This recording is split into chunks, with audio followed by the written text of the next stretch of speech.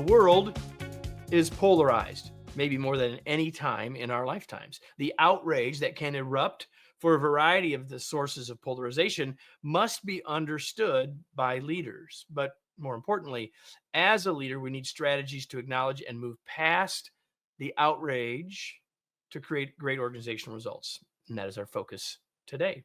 Welcome to another episode of the Remarkable Leadership Podcast, where we are helping leaders grow personally and professionally to lead more effectively and make a bigger difference for their teams, organizations, and the world.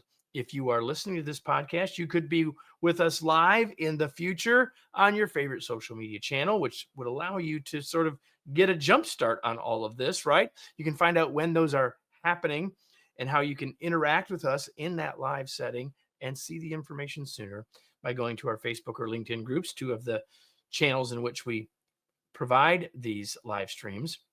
And just go to remarkablepodcast.com/Facebook or remarkablepodcast.com/LinkedIn for all of that info. And today's episode is brought to you by my latest book, Flexible Leadership: Navigate Uncertainty and Lead with Confidence. It's time to realize that styles can get in our way and that following our strengths might not always be the best approach. In a world more complex and uncertain than ever, leaders need a new perspective and a new set of tools to create the great results that their organizations and their team members want and need. And that's what Flexible Leadership provides you. Learn more and get your copy now at remarkablepodcast.com/flexible. And now that we've got all of that good stuff out of the way, I'm going to bring my guest to the stage and introduce him. His name is Karthik Ramanna. He's a professor of business and public policy at the University of Oxford's Blavatnik School of Government, where he has served as a director of one of the world's most diverse leadership programs. Previously a professor at Harvard Business School, Professor Ramanna studies how organizations and leaders build trust with stakeholders. His scholarship has won numerous awards, including the Harvard Business School McKinsey Prize for groundbreaking management thinking, and three times the International Case Studies Prizes for outstanding case writing, which the Financial Times calls the Business School Oscars, which is pretty cool. We've never had an Oscar winner on the show, I suppose, until now. He is the author of The Age of Outrage: How to Lead in a Polarized World, which is, I suppose, the biggest reason why he's here. And I am so glad to invite him to join me. Karthik, thanks for being here. Thank you for having me, Kevin. And you're not in London today, but you're in Washington, D.C. Indeed. So we're in the same time zone, which I wasn't necessarily expecting before we started. I'm glad you're here. Thank you. So let's talk a little. I mean, I gave the very high level background of intro of your background, but I'm curious how you end up specifically doing the work that you do and then leading into this book. So tell us a little bit about that context and background to get us started. Sure. So, Kevin, I trained as a fairly quantitative economist over at MIT. And my first job out of my PhD program was as a professor at Harvard Business School. But I taught fairly quantitative subjects like finance and accounting, and I enjoyed it very much. And then the financial crisis hit, and it occurred to me that the great challenge of the world wasn't that there weren't enough MIT trained economists teaching Harvard MBAs how to make more money. There were other bigger challenges in the world. So my dean at the time actually encouraged me to teach the required course in leadership at Harvard Business School. And it was quite the leap for someone like me because, again, I was a very quantitative person that liked to do maths and things like that. But I enjoyed it. I enjoyed it very much, and I taught that course for many years. And then when the University of Oxford was building its new School of Government, I was quite surprised to be recruited to serve as the first director of its Master of Public Policy program.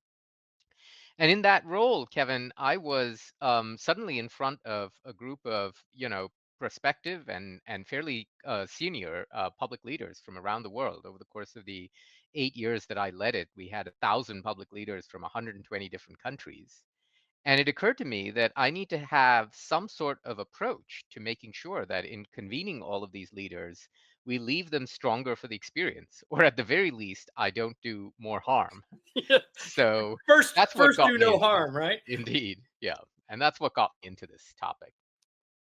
Well, I have to say we get all sorts of books sent to us, pitched to us for the show, and we're blessed that that happens. And to get a book in the mail, and I think it just showed up as I recall, but it doesn't matter. Either way, when I see it, I see a book called The Age of Outrage, and I'm like, okay, The Age of Outrage.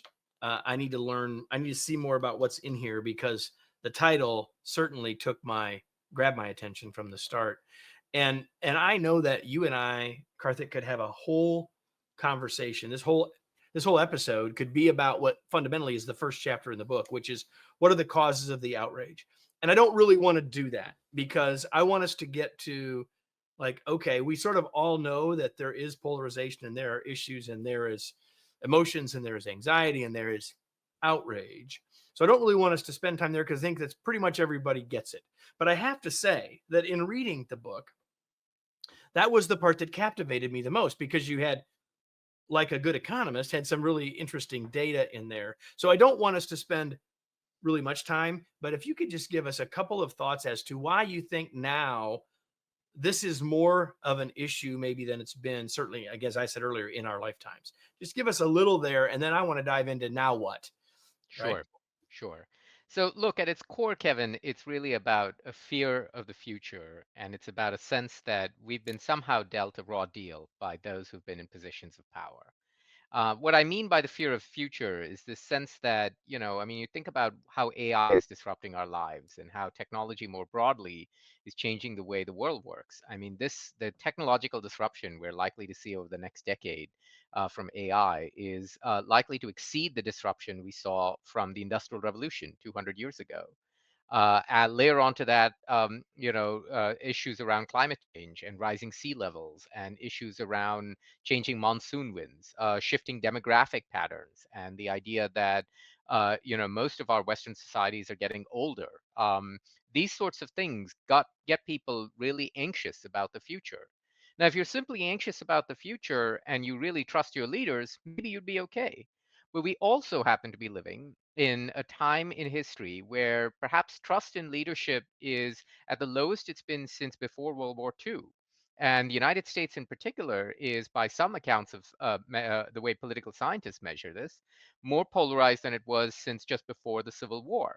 So we're layering on this fear of the future with this sense that the elites in our society really haven't done very well by us. The narratives on globalization, the narratives on immigration, all of these are coming back to bite and haunt us as a society.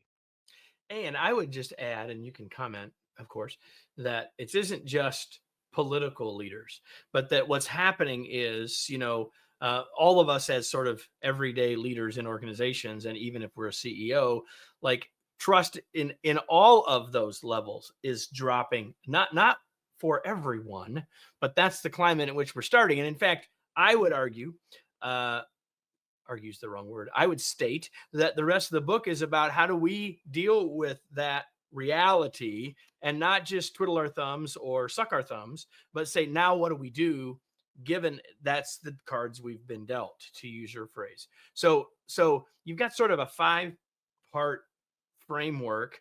Why don't you just sort of lay that out, and then I want to dive into some of the pieces a little bit. Sure, yeah. So at the core of the five-part framework is the notion of turning down the temperature. The idea there is, look, if you're in an agitated state of mind, or the people you're working with are in an agitated state of mind, you're going to do more harm than good. And I wrote that chapter very much from the perspective of managers turning down their own temperature rather than, because there's this tendency to look at yourself as somehow above the fray and everybody else is sort It's of, not me, it's everybody yeah. else. The problem is not me. Yeah.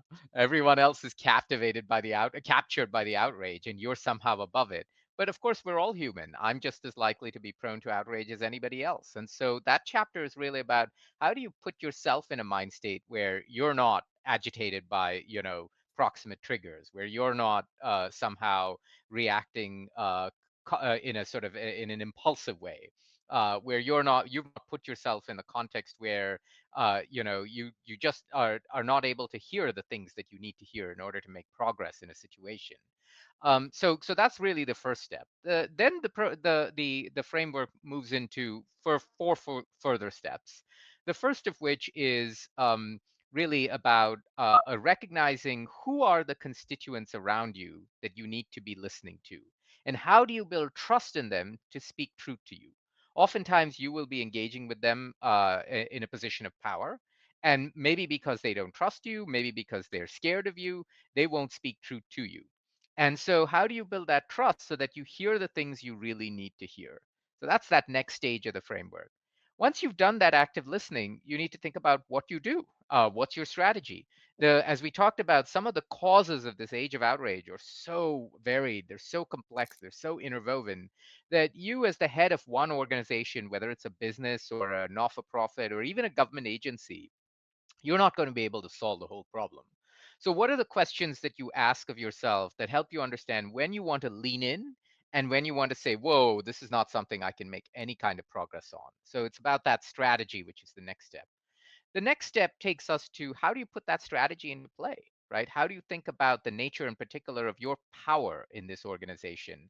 How do you drive outcomes in a way that is, in fact, pro social as opposed to depletive of that power?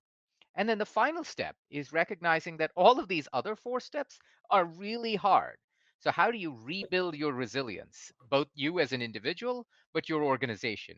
Because managing in the age of outrage is not managing outrage. It requires you, in some sense, to be constantly on.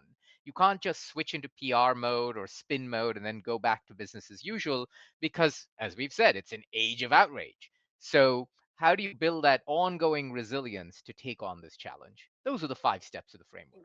And I do want to dive into them, but now that we've got that overarching idea, I want all of those of you who are watching or listening to make note of something, and that is that in every one of the steps, Karthik, you've said there's some stuff that you have to do as the leader, but there's a bunch of stuff you have to do on yourself as the leader. Like there's an internal and an external piece in all of these. And that's actually, I think, one of the great things about the book, that unless you really are reading it, you're not going to get. So you want to make a comment on that before we go any further? Yeah, absolutely. I mean, this is as much a book about, your own personal development and professional development and your own growth as a human being, as it is about trying to bring out the best in others. And in fact, that is the best example, or the best instantiation of that I've heard is a metaphor. We say, just as you don't want a surgeon to go from one operating theater to the next without having washed their hands, you don't, as a manager or leader, want to go from one context to the next without being in a state where you have, metaphorically in this case, washed your hands. So a large part of the framework is about that personal growth and development before you try bring out the best in others. You use the word context, and I'm becoming more and more convinced. I mean, I mentioned earlier my next book in the open, and it in many ways is about understanding context, because until we really get context right, like it's very difficult for us to be successful, because our decisions have to be in context. And so often, if we operate just on, like you said earlier, well, I don't have the issue with the outrage. This is, if you're watching this, listening to this show, or thinking about getting the book about how I can fix the team, you're missing the point, right? Would you That's say that's true? absolutely right. That's absolutely right, because you are part of the team. And often you have to start with yourself. And the nature of power in this kind of age of outrage with the deep distrust is that if people don't see you as sort of, living the values, if they don't see you walking the talk, why would they ever want to follow you? Why would they ever want to believe you? This is the And, age of outrage. So and you you have actually to become a lead by source of the example. outrage at that Yes. point. Yes, So, indeed. Yeah. so let's take that sort of opening piece, and talk just a little bit about that. What are a couple of things? And again, the other thing I want to highlight here is that even though everybody, this is written by a really smart guy that worked at Harvard and now is at Oxford, it's not written only, this is not only written for CEOs. This is written for any leader at any level. And it's not just written for people in governmental agencies and leaders there, which is the context that we talked about earlier. This is written for any of us. So give us a couple of ideas that can help us when we know we're walking into the context of there's outrage, there's emotion, there's issues, there's how can we start to turn down the temperature, whether it's for ourselves and or for the team? That's right. So I actually started that chapter by doing a lot of work in understanding the neuroscience of outrage. Where does outrage come from in the brain? And in trying to understand that, I said, okay, what are therefore some simple tips or tricks that us as human beings can be able to pull off that science in order to be better versions of ourselves? So the first and most important thing to recognize is that ambient conditions, or just like the situation around you, can either trigger you to outrage or not. So let's say you're returning back from church and you're rear-ended in a car. Chances are you'll be less prone to outrage than if you were coming back from a bar, or say from a Metallica concert or something like that, right? So the way our brains work is that contextual setting plays a huge role in how we respond. And so recognizing, for instance, if you are trying to diffuse a situation, but you've got bright lights shining on you and the temperature in the room is hot and people are really crowded and jostling each other and they're drinking lots of caffeine and they've been deprived of food, then, all of that is going to trigger everyone, including yourself, into an aversive state. So how do we start? By just putting ourselves in a cooler room, maybe getting, you might have often heard this from your parents when they say, well, first you eat, then we talk, right? It's just get people to a place where biologically they're comfortable before they start talking about the really difficult things. So that's a simple tip that we can pull off from the science. And I love all that. And I'm just was reflecting as I read the book about a situation I was in last week as a consultant slash facilitator with a group, and there was not outrage, but there was high level discussions going on in this leadership team. And we got to a point, and I kind of have a general belief that we should take a break about once an hour. But at this point, it hadn't been quite an hour, but it was just for the kinds of reasons you're just describing. It was the right time. People needed to stretch their legs. They needed to go get a snack. They needed to do something else, and we could come back and they'd be better prepared. So it's the big things, but it's the little things.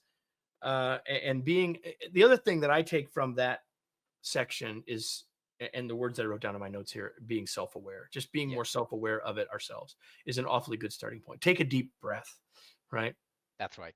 That's So absolutely right. the second the second piece, or the next piece, is about making sense of the moment. I love that phrase, first of all. And I want you to comment on it, but I want to read something from the book first. I'm not going to say, hey, tell me the story on page 68. I'm going to read it. And I want to read this because I think it's really interesting, and it comes from an example in your class. Sometimes my students do not realize why we are not diving right into the big problems. They ask why we are playing with make believe rowboats and not talking about the real stuff: racism, police oppression, urban poverty, and the like. The answer is that if we work together first on trivial tasks like a mock rowing Olympics to experience what it's like to agree on differences in strategy and implementation, we are better set up to collaborate on the big, wicked problems when they come to us. So, talk about that. I love that. I mean, I love that. The trainer in me loved that, but the leader in me loves that as well, because we so often want to go tackle it, even if we're scared of it. We want to dive right in, and it's not always the best place. So say more about that, and then say more about making sense of the moment. Yeah. So making sense of the moment really does require active listening. It requires understanding why really smart people can look at the same set of facts that you do and come to a different set of conclusions, right? And that's part of the beauty of the kind of community of leaders we put together at Oxford. These are incredibly bright people. Of each year of the 120 people, one third of them, about 40, tend to be Rhodes Scholars, right? At the top of their game. And some of the senior people will be running workforces and close to 500,000 people. So these are some very, very serious people. And then they disagree about matters of policy, looking at the same set of facts. You say, okay, well, why is that the case? That's what you're really trying to get at here. Now, in order to get to that, you need to get people to a place where they will trust you to be able to have those conversations with you, where they will not be performative in their relationship with you, but they will be substantive in their relationship with you, that they will be incremental yet authentic in the way they engage on these subjects. And that's where these kinds of exercises matter. You take something like the composition of our current Congress, or you take something like how, say, maybe a business or the C-suite of a particular large Fortune 500 company is trying to deal with its activist stakeholders.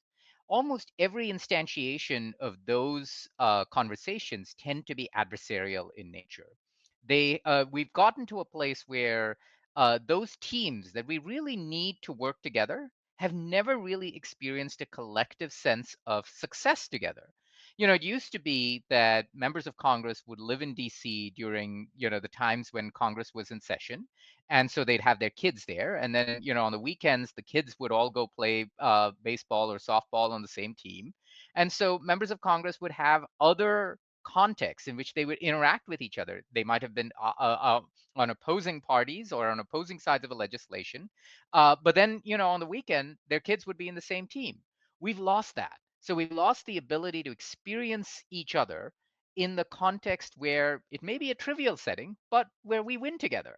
And that's really important to make these things work. So when I bring together or in my prior role, when I used to bring together these leaders to the public leadership program at Oxford, the first thing we do is put them in these mock rowing boats, which are in these modified swimming pools, and we'd say we want you to run a little rowing race. So you randomly assign eight people to a rowing boat because that's how long the rowing boat is, and you say we want you to run a race against another randomly selected group of eight. And they would ask, but we came here to talk about all the grand issues like Israel and Palestine, and what to do about abortion and what to do about taxing the rich. And I said, well, there'll be time for all that. Let's just play this little game for now. Why? Wait, you want them to sweat together, because when people sweat together, they learn how to be vulnerable with each other. And when they learn how to be vulnerable with each other, they can start trusting each other. And rowing is a really good metaphor for this, because if you're in a boat with eight people, it doesn't matter whether you're from the US or China or Israel or Palestine or Russia or Ukraine, you can't be the fastest person in that boat. The boat will go round in circles. You need to pace yourself with all seven other people in the boat. So you're sending them a message about, well, we're not going to make any progress unless we learn how to work together. And that's where it starts. That's what we mean by making sense of the moment. I love it because the two things that, and you talked a lot about trust here, which I think is key, and a lot of folks, and we've certainly had guests on the show, and we've talked about the idea of psychological safety, and you just talked about it without using those two words together, which I think is useful in and of itself, that it doesn't just get labeled that. But that's exactly what you were talking about. You're talking about creating the such situation such that that can happen. And because we can't get to the perspective half of this, of people sharing their perspectives, so we have the chance to see a different one until we have built that, is a really critical thing. And that, of course, applies not just in matters of outrage, but in matters of family and 100 other things. The second, or the next piece, is maybe we might call it the strategy piece of this, the scoping organizational response. What do we mean here? That's the part about determining what about this outrage you're going to own as an organization and what you're not, right? So let's take the example, I use this in the book, of Disney, right? So Disney got into a lot of trouble in the way it responded to the Don't Say Gay legislation that was making its way through the Florida House of Congress. Disney, of course, operates deeply within Florida. It's a large part of the Florida economy, particularly in Orlando. And, Disney, as part of its strategy, has taken a very sort of engaged view on LGBT issues. So it hosts gay days at Disney at its theme parks. It has a creator community that leans in very strongly on LGBT issues, etc. So it has implicitly created an expectation that it would stand up for LGBT communities in that context. Now, when Governor DeSantis was running for the Republican nomination for president, he was effecting this so-called "Don't Say Gay" bill through the Florida House, and Disney's response was, "Oh, we don't do politics." Now that comes across as hypocrisy. That comes across as really difficult for people to deal with, because wait a minute, when it came time to selling us access to the theme park or selling us movies about Disney princes and princesses, then you were totally fine with us with leaning into the LGBT issues. But now when we're dealing with this sort of "Don't Say Gay" bill, you're saying we don't do politics. But the very nature of Disney's product, what Disney princes and princesses do in their movies, is political. what happens in culture today shapes politics tomorrow. So it's just impossible for Disney to suddenly say, oh, we don't do politics, right? So part of this is for an organization to understand how its strategy is tied into a given issue. The same answer would be different, say, if you were Chevron or Exxon or an oil company, because an oil company does not, by very nature of its business, take a view on LGBT issues. So this doesn't mean every company needs to take a view on this. It means that if you're Disney, you can't afford to lean out of certain things. Just like if you're Chevron or Exxon, you can't afford to lean out on environmental issues. Right. So it's Again, understanding regardless of what your response will be, exactly. you have to have one, right? Exactly. It doesn't matter whether you're pro or anti, etc. That's going to depend on your values. That's going to depend on your.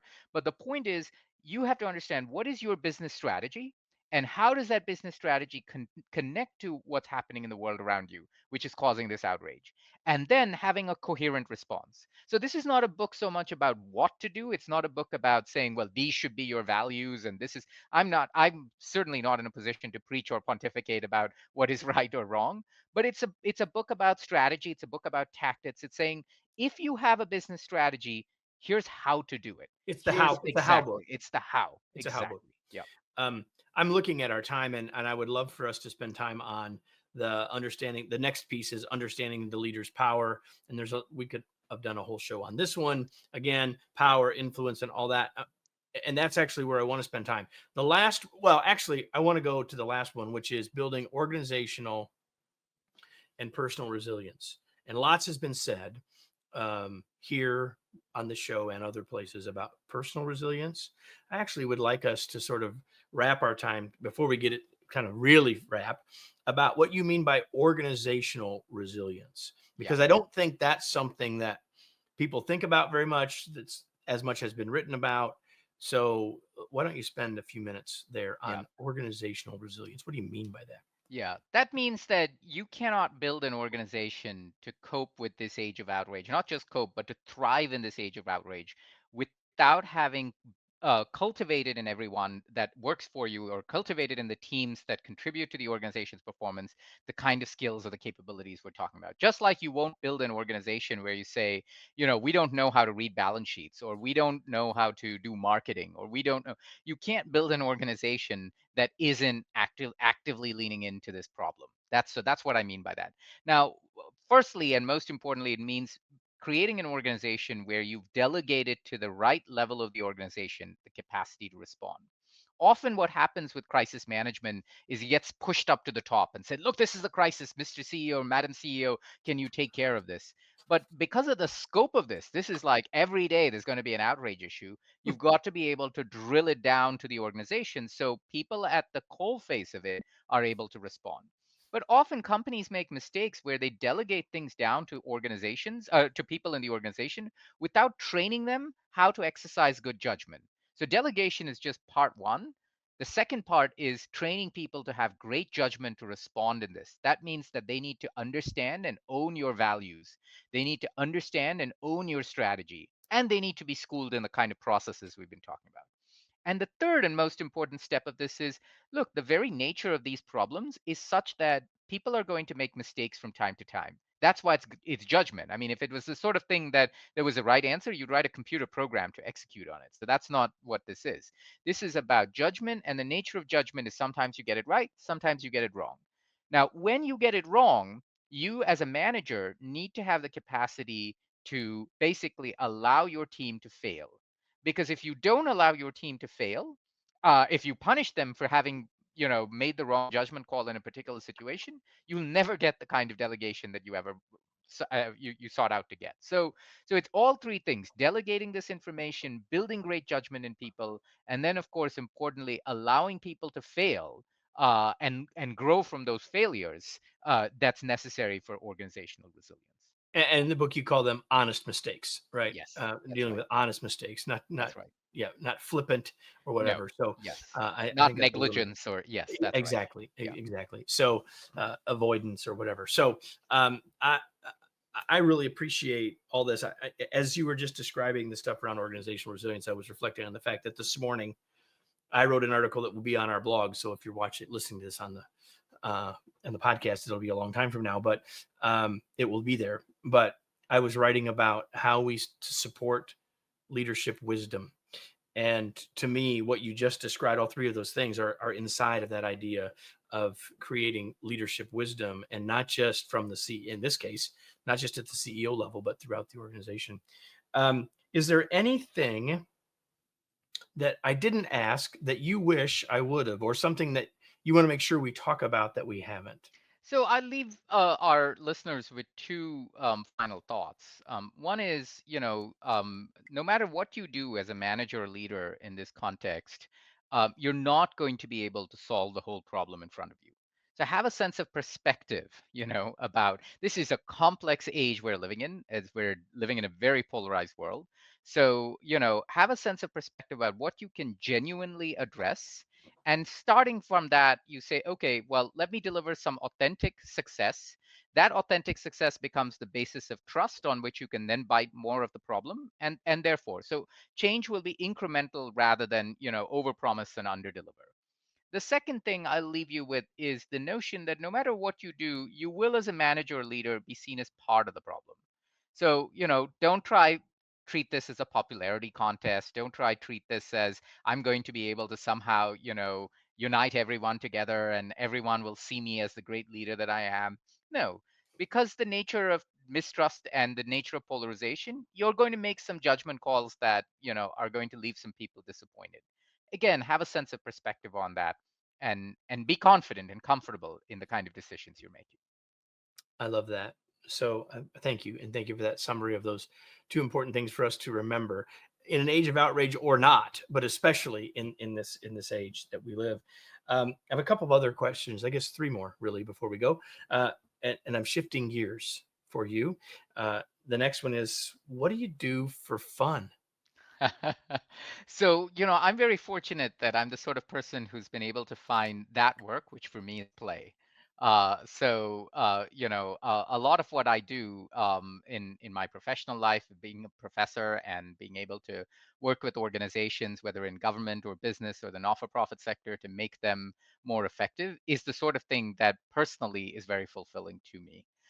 So, yeah, that is in some sense the source of greatest joy for me. But I'll also sort of suggest that, one of the most powerful quotes I have ever come across is something that is apocryphally attributed to Marilyn Monroe, and she says, "Don't underestimate the value of being able to come home at the end of the day, knocking on your door, knowing that the person on the other side awaits your return." And that's really important. Having a wonderful family life, having a wonderful sort of personal life where you are able to sort of celebrate it with whoever is close to you. For different people, it might be a spouse, a partner, kids, parents, dogs, cats, whatever it is. But that's really important to resilience. I love that. The wisdom of Marilyn Monroe right here on the Remarkable Leadership Podcast. And so the only thing you knew I was going to ask you, which is this: what are you reading, Ah, or something you've read recently? yes. Well, as an academic, much of the reading I do, unfortunately, is very technical reading. I don't know if it's unfortunate. I actually enjoy it. But so I tend to read lots of primary scientific articles and, primary data on scientific studies, et cetera, which is what keeps me motivated and keeps me engaged. And quite recently, what I've been reading is sort of, the articles that won the Nobel Prize in physics. Because it's just I want to understand what is the cutting edge of the frontier in that space, and how might we be able to learn from those. There you go, everybody. That's the first time we've ever gotten that item from one of our guests, 460 some episodes in. So Karthik, now the question that you've been wanting me to ask, which is, how can people learn more about the book, and where they can get connected with you and or the book? I'll hold the book up for the video version of this. Tell people where they can find you, get the book, etc. Sure. So the book is called The Age of Outrage, and if you just Google The Age of Outrage with Oxford, it should be the first thing that comes up, and that will take you to my website with all of the resources, not just to the book, how to buy it, but also all of the other stuff I'm writing and working on. The Age of Outrage: How to Lead in a Polarized World. Now I have a question for all of you who are listening or watching. If you've been with me before, you know I'm going to ask this question. Now what? What action will you take as a result of this conversation? Chances are I mean, some of you are listening because you're subscribed, which I hope all of you will become. And so this is next, and this is what you're listening to. But some of you have been drawn to this, whether it was from the live stream or the recording of the live stream, or you were scanning through this set of episodes and said, "Hey, this is what I was drawn to this." And so, regardless of whether you just heard it next or you were drawn to it, what action will you take as a result? What could you do to perhaps build some new perspective? What can you do to help create greater safety and trust, to allow people to share? What could you do to turn down the temperature on your team? Like, there were very actionable, practical things that we talked about. And ultimately, if all you do is take this in and then move on, it will maybe have been entertaining, but not much more. It's my hope that you start to connect what you learned here or heard here and turn it into something actionable for you and your team. If you do that, then this was of much greater value. So, Karthik, thanks so much for being here. It's a pleasure to have you. Thank you for having me, Kevin. And everybody, I hope that you enjoyed this enough to come back next week, because we'll be back next week. So that means if you're not subscribed, wherever you're listening, make sure you subscribe. That also means that share this with someone else, because that makes everybody happy. It makes Karthik happy. It makes Kevin happy. It makes you seen by that other person as kind and open and sharing. And so maybe this whole issue is something that's been weighing on your organization, and maybe it's useful for the whole organization. Feel free to share, is my point. And then make sure you come back next week for another episode of the Remarkable Leadership Podcast. We'll see you all then.